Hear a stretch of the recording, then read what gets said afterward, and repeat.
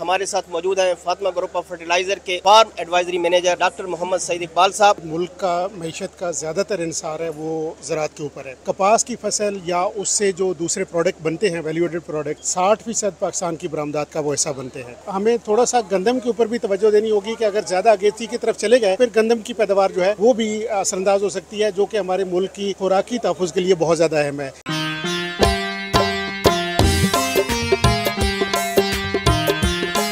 पाकिस्तान की मईशत का ज़्यादातर इन्हिसार ज़राअत पर है,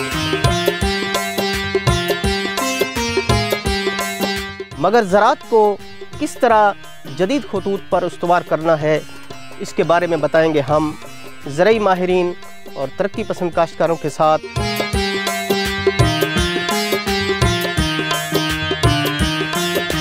तो इसलिए जुड़े रहिए AWC एग्री के साथ।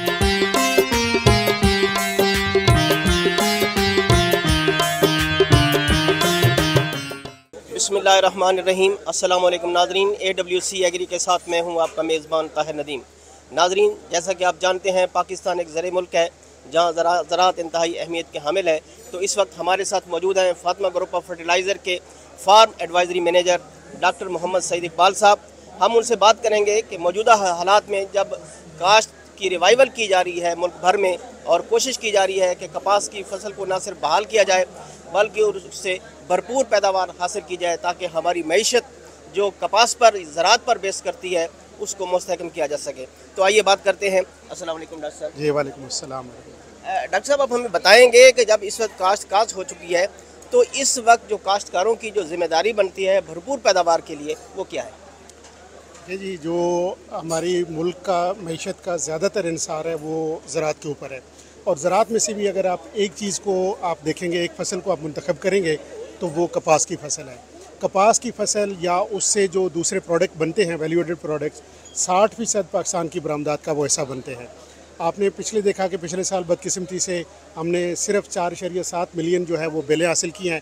इस दफ़ा गवर्नमेंट का भी जो ज़राअत तोसी है उनका भी, और फिर फातिमा फर्टिलाइज़र भी उनके साथ मिलकर हम कोशिश कर रहे हैं कि जो कपास की फसल है उसकी रिवाइवल की जा सके, ताकि जो हमारा खोया हुआ मकाम है जो 2014-15 वाला, जहाँ पे हमने 15 मिलियन बेलें जो थी वो हमने प्रोड्यूस की थी, तो हम उतनी पैदावार जो है वो दोबारा हासिल कर सकें। इस सिलसिले के अंदर DG खान में ये सबसे जो राजनपुर वाला बेल्ट है जहाँ पे 3,70,000 के करीब एकड़ के करीब जो काश्त होती है कपास, वहाँ पे हमने ये बड़ा प्रोग्राम जो है वो रखा है, और उसका बुनियादी मकसद जो है वो फार्मर को ये मालूमात देनी है कि वो किस तरीके से अपनी क्रॉप की मैनेजमेंट करके और सरसब्ज़ नाइट्रोफास और सरसब्ज़ कैन ग्वारा का इस्तेमाल करके वो अपनी पैदावार में फ़ी एकड़ पैदावार में इजाफा करके अपनी मुल्क की मईशत में किरदार अदा कर सकते हैं।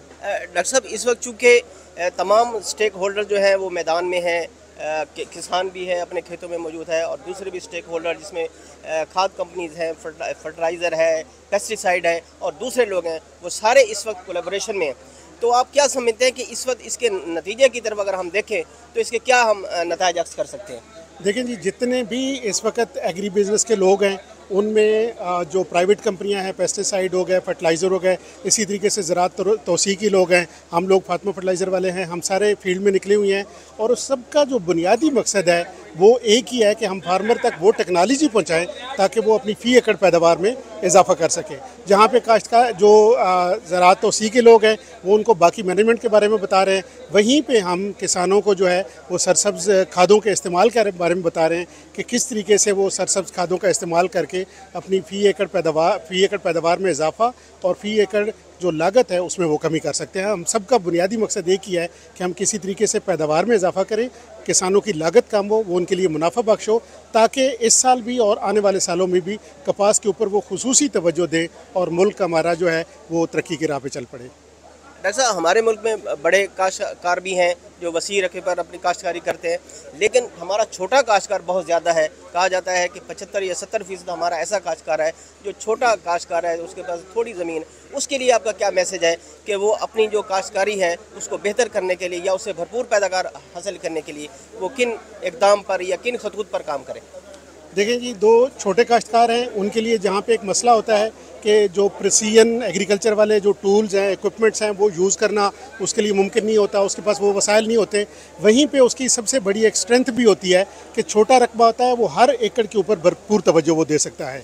अगर वो हर एकड़ के ऊपर तवज्जो देता है और जो इस वक्त कौमी औसत पैदावार है उसमें और तरक्की पसंद काश्तकार के अंदर इस वक्त भी 40 से 45% का गैप जो है वो मौजूद है। तो छोटे काश्तकार का यहाँ पे किरदार बहुत बड़ा है कि अगर वो फ़ी एकड़ पैदावार के ऊपर, जिस तरह आज भी महाराबिद साहब ने भी फरमाया कि जी फ़ी एकड़ पैदावार हासिल करने के लिए, ज़्यादा बढ़ाने के लिए छोटे काश्तकार के पास ये मौका मौजूद है कि वो हर एकड़ पे जाके रोज़ाना वो चक्कर लगाए, अपनी फसल को वो देखे और उसके सेहत के हिसाब से खादों का इस्तेमाल, पेस्टिसाइड का इस्तेमाल, पानी का इस्तेमाल करे तो वो अपनी फ़ी एकड़ पैदावार में आसानी से इजाफा कर सकता है। डॉक्टर साहब, इस वक्त जो हमारे यहाँ अगेती काश्त हुई थी उसकी चुनाई भी शुरू हो चुकी है और जो पिछेती काश्त है लामाला उसकी भी काश्त बहुत जल्द शुरू हो जाएगी, पैदावार शुरू हो जाएगी।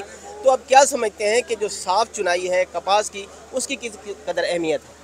देखिए, जो अगेती कपास है इसमें कोई शक नहीं कि उसके ऊपर जो है वो उसकी पैदावारी सलाहियत है वो बहुत ज़्यादा है और वो अर्ली भी आना शुरू हो जाती है।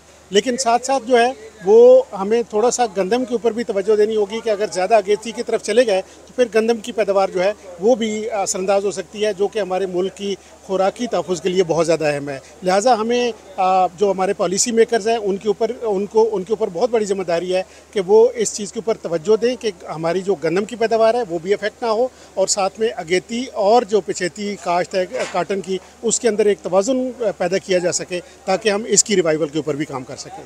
बहुत बहुत शुक्रिया डॉक्टर साहब। Thank you very much. नाजरीन, जैसा कि आप बखूबी जानते हैं कि हमारा कपास का काश्तकार इस वक्त अपनी बुआई मुकम्मल कर चुका है और ज़रूरत इस अमर की है कि वो भरपूर पैदावार के लिए अपनी जो कपास की मैनेजमेंट पर है उस पर खुसूसी तवज्जो दे ताकि वो ज़्यादा से ज़्यादा पैदावार हासिल कर सके।